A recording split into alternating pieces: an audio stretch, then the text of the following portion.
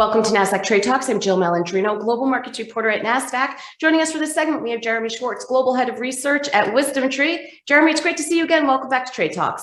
Thanks for having me, Jill. Good to see you. All right, let's talk some strategy today. What is a target range strategy?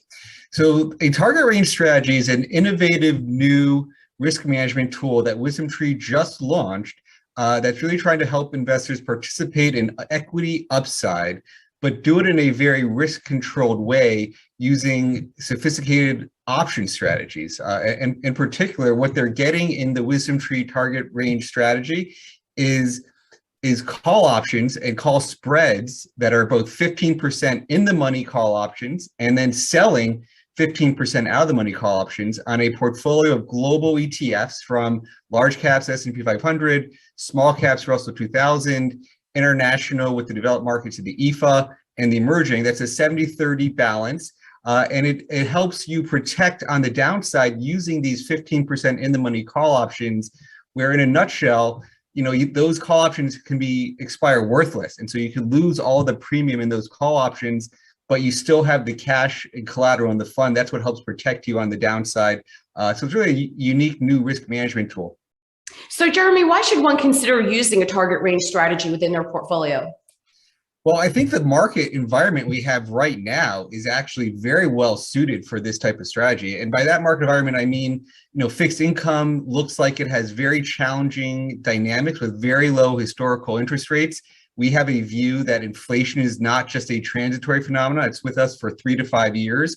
So you have sort of negative after inflation cash, you have bonds that look challenged, and investors are being forced to take more equity risk. And the question is, can they afford the volatility that comes with taking more equity risk? And so having something that helps protect on the downside, but that still gives you that equity upside participation, we think is a very, very timely thing right in this current market environment. And Jeremy, how can GTR fit into a portfolio?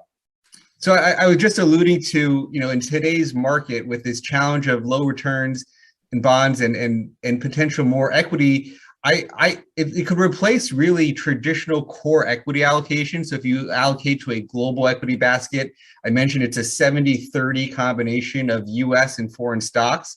And so it could really take some of that global equity piece. We've talked with investors who want to do 10 to 20% as a core long-term allocation.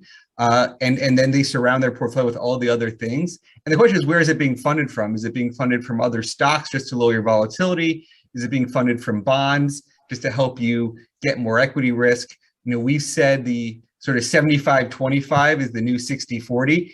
And this could be, for those who are trying to up their equity from a 60-40 to the 75-25, this could be a great way to get that extra 15% if that's your worldview like ours. All right, Jeremy, appreciate the insight as always. Thanks for joining us on Trade Talks. I'm Jill Malandrino, Global Markets Reporter at Nasdaq. Thanks, Jill.